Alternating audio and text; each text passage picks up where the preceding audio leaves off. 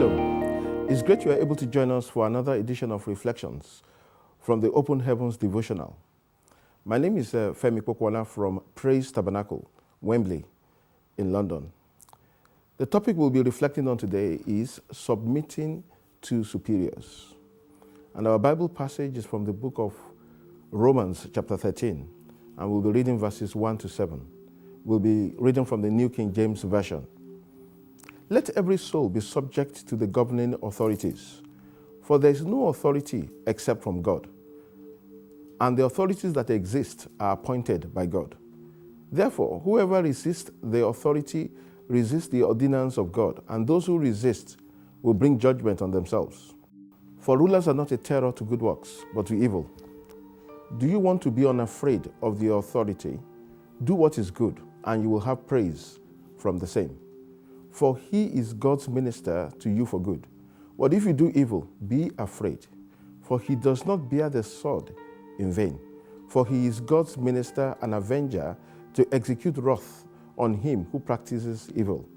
Therefore, you must be subject not only because of wrath, but also for conscience sake. For because of this, you also pay taxes, for they are God's ministers, attending continually to this very thing. Render therefore to all their due, taxes to whom taxes are due, custom to whom customs, fear to whom fear, honor to whom honor. Our memory verse is from Romans chapter 13, verse 1. Let every soul be subject to the governing authorities, for there is no authority except from God, and the authorities that exist are appointed by God. Submission to superiors is the hallmark of the Christian faith. The Bible says in 1 Corinthians chapter 14, verse 40, that let all things be done decently and in order.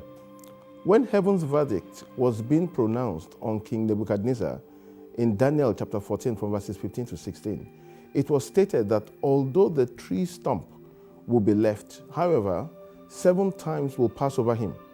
This means, while serving his punishment for 7 years, God will not forget him. God supports authority. This act of God's mercy tells us that God never forgets the punished. It is really interesting that for 7 years, God preserved the throne until he finished serving his punishment.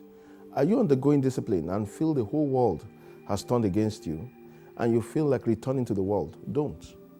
God has not forgotten you. Patiently endure that chastisement of the Lord, because it is for your good. Nebuchadnezzar was ignored for 7 years. It is better to die than to be ignored by the one whose presence is needed by every believer. May you never be ignored by God. Moreover, every divine judgment has a purpose. In King Nebuchadnezzar's case, it was that the living may know that the Most High ruleth in the kingdom of men.